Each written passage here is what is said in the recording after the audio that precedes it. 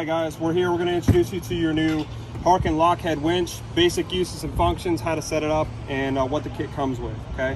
So in the box, this is what it's going to look like when you open up, okay?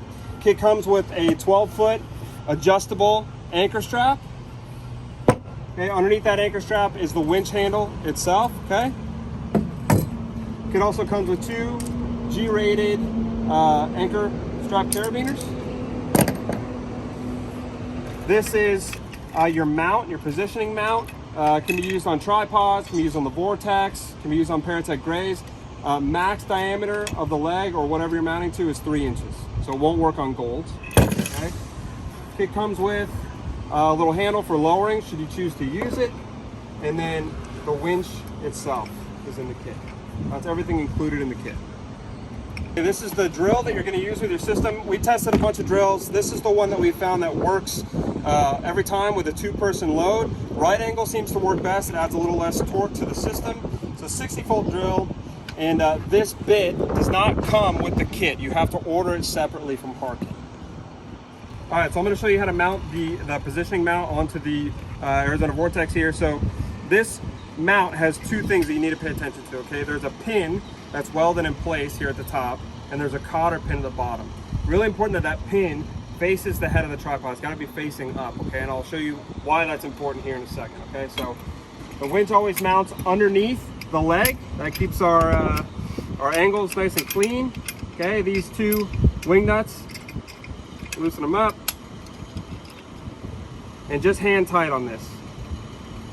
You don't have to crank down on it.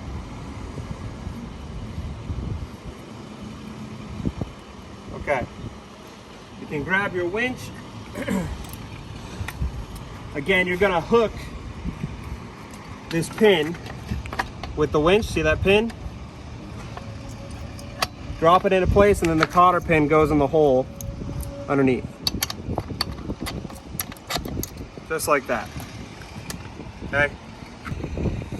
So important that you mount the winch on the right side so that you can actually visualize this friction horn and the lockhead portion itself. It'll work on the other side, but this makes easy use a lot easier, okay? Last thing you want to do is go ahead and anchor back, right? You can use the Azor pad, or you can just pass a Prusik through the foot. It doesn't really matter, right? Using the carabiners that come with the kit, and the hole provided on the winch anchor plate itself, and then take all the slack out. This is just going to keep the system from walking up the leg when it's under a load.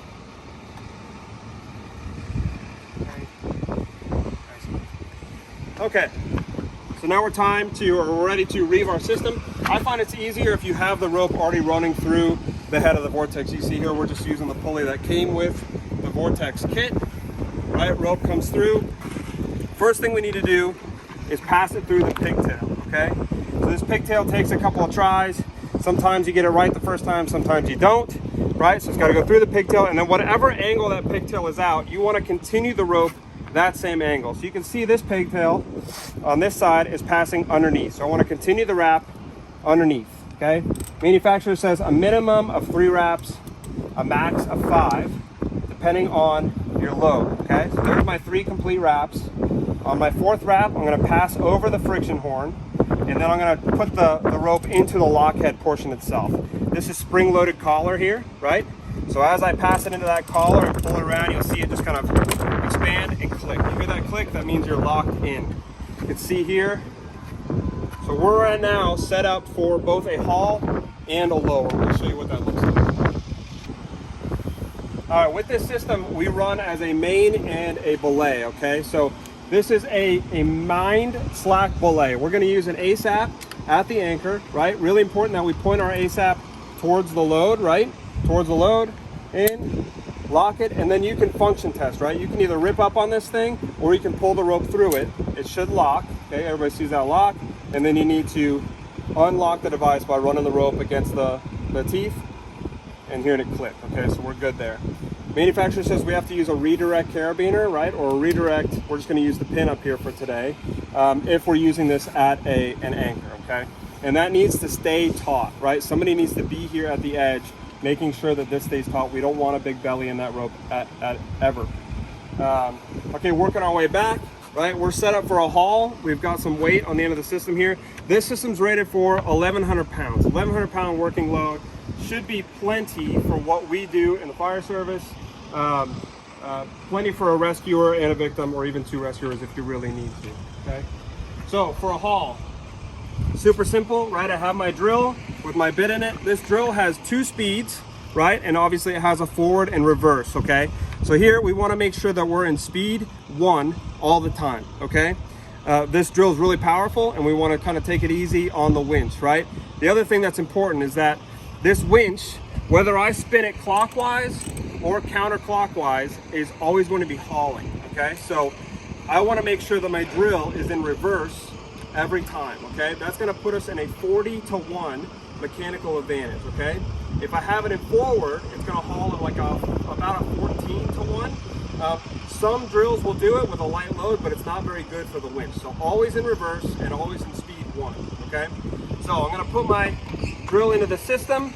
Right, if I'm working near a live edge without a railing or Edge Pro, right, I want to make sure that I tether off my drill as well. There's plenty of space on the anchor plate here, okay? Nice and easy.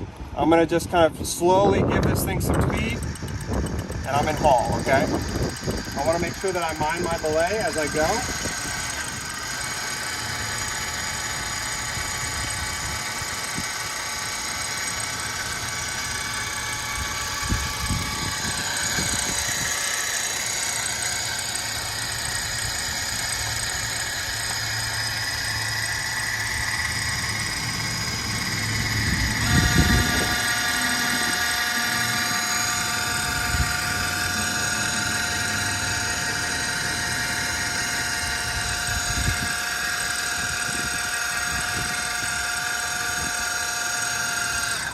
Okay, an edge person in place, right?